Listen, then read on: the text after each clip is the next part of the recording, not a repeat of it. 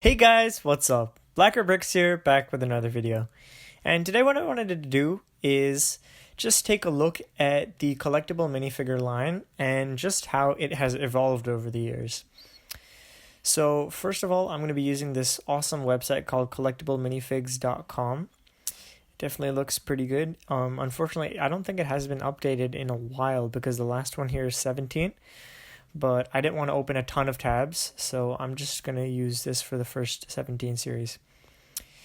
So the Series 1 figures were actually pretty interesting. This was the beginning of this whole line. We had the Forestman, Caveman, Cheerleader, Clown, Crash Test Dummy, Magician, Diver, Cowboy, Ninja, Nurse, Robot, Skateboarder, Spaceman, Tribal Hunter, Wrestler, and Zombie. So obviously all of these were unique, and they were unlike many of the minifigures that had been created by LEGO. So they were in pretty high demand, and looking back on them, these were actually really good quality, interesting minifigures. Their accessories, while they might not have been the best, were still pretty unique in general. There were actually, I think, two figures that didn't have any accessories, the Robot and the Wrestler. So now let's take a look at Series 2. So here we got a couple more interesting ones. You can see that we had two Halloween-themed characters, the Vampire and the Witch, but the other ones were pretty usable in most situations, and they were also unique figures.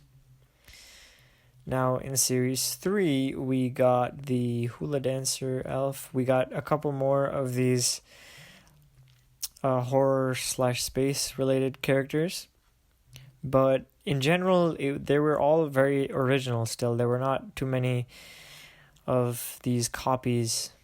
So here we get the Lawn Gnome, which is somewhat similar to the Fisherman because they both have the fishing rods, but it's nothing too crazy. We have more of an emphasis on these like spooky Halloween characters, the monster, we got scientist, werewolf, and that was interesting. We got the Surfer Girl, and that seems to be like a bit of a rehash of the Surfer, but I understand that they want to make two of them. That's fine. That's not a huge deal.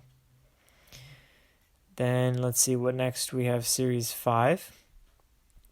So we have the fitness instructor, graduate, detective, snowboarder, and we have the cave woman. So now we start to see the repetition of these characters becoming more and more common. They start making multiples instead of creating new ones. And that I found to be pretty interesting. We have more of these. We have a Roman soldier, surgeon, sleepyhead, clockwork robot. Some pretty interesting ones in the series, actually. The butcher. But unfortunately, as these series went on, I feel like they lost the interest and some of the creativity that they had in the previous ones. We do still have some cool ones, but it's like Rocker Girl. And if you go back here to Series 4, we have Punk Rocker. So the idea is the minifigures started to become more and more similar. We have Viking Woman over here. And then in Series 2, or is it Series 1, we also have the Viking. Let me just check real quick. There's so many of them, it's hard to keep track of all of them. Because, yeah, so here we have the Viking over there. And then here we have the Viking Woman. Tennis Ace, I believe there was already a tennis player as well. Tennis player, yep. So you see that a lot of these start to repeat. We have one of the knights. These space characters became very popular.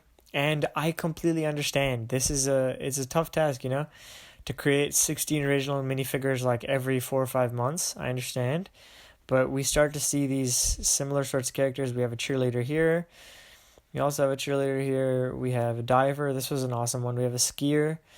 I believe there was a skier in Series 2. Yep. The DJ is pretty good. Lederhosen. Oh, oops, my bad. But we start to see that there's a bit of a repetition. But in general, still the figures were pretty interesting. Now, I think this was the gradual beginning of the suited characters.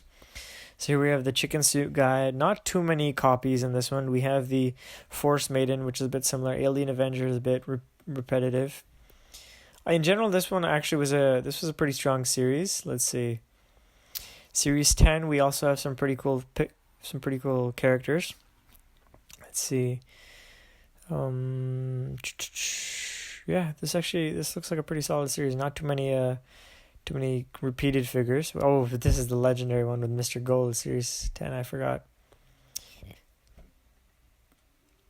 Series 11. We have more of these generic space characters. We have pretty unique characters in this one in general. We have a lady robot, which seems kind of unnecessary to me. It's just a rehash of a previous character. Then we have more of these suited characters. We have a prospector, which was really interesting actually. More of these rock stars. And let's see, Series 13. Oh my god, I gotta take out some of these. But you can see how they evolved, and they have lesser new and unique creative ideas and more just rehashes of previous ones. Like we've already seen Egyptian characters, we've already seen alien characters. We haven't seen a fencer, but now we're seeing more and more of these costumed characters. Series 13 has the hot dog man, but it's pretty much just about one costume character per series. Now this, I believe, was the monster series. This was actually a pretty cool one. Unfortunately, we have this monster again. We have the crazy scientist again. We have a werewolf again. We have a fly monster again. Zombie again. But I think in general, this was still a pretty unique idea as a whole. Then Series 15, we have one suited guy here, shark suit guy. We have... Okay, so there's still just one suited guy. This was a pretty unique series in general. We do have another one of the knighted figures. Let's go on to 16. Now, this has, another one of the generic alien fighting characters. We have another suited guy. I guess you can count this penguin boy and this cute little devil as more suited characters, so this one does have quite a few. 17, we have the surfer, which we've seen before. We have the strongman, which we've also seen before. We see another suited guy. See another space type character. Another suited character. And let's see, Series 18. I don't believe it's on this. So this was the party series, and this was full of costumed characters. I understand that it's a party, but there's still way more than I would have wished. Then 19, this is back to just one of the normal series. This one has the fox suit girl and the pizza suit guy. Where is he? He's back there. So we have more suited characters. We have another knight sort of character, another generic space kind of character. We have a fireman, which is unfortunately quite not so unique. An Egyptian character. And let's see, Series 20, the newest series. We have another knight. We have one costume character here, another costume character here, another down here, another diver, a sports character, another, I think a third Viking at this point, and actually another karate character. Obviously in this time they also came up with the Harry Potter series, the DC series, but that's not really the focus of this video. Pretty much I just wanted to take a look at how the general series has become, unfortunately, less and less unique, and most of the characters at this point are just either gender swaps, costume characters, or rehashes of ideas that have already been created. So another thing that I didn't mention so far but has happened and is quite evident is, let's say we go to Series 1, right? And we take a look at some of the figures. Like, these were quite basic in just their printing and their designs. Like the clown, for example, he has a pretty basic design. He comes with a little unique horn, but if you look at almost any of the figures in this series, they're extremely detailed.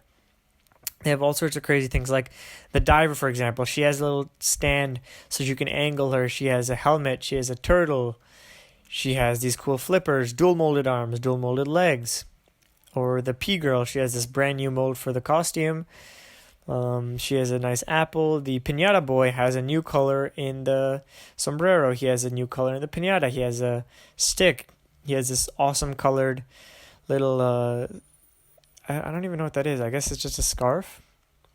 So I guess one good thing about this whole minifigure series is that they are constantly coming up with new molds and pieces. That's one good thing. Unfortunately, the ideas feel like they're getting a bit stale, and I know it's difficult because I tried to think up of some of the ideas, and it's honestly quite tough.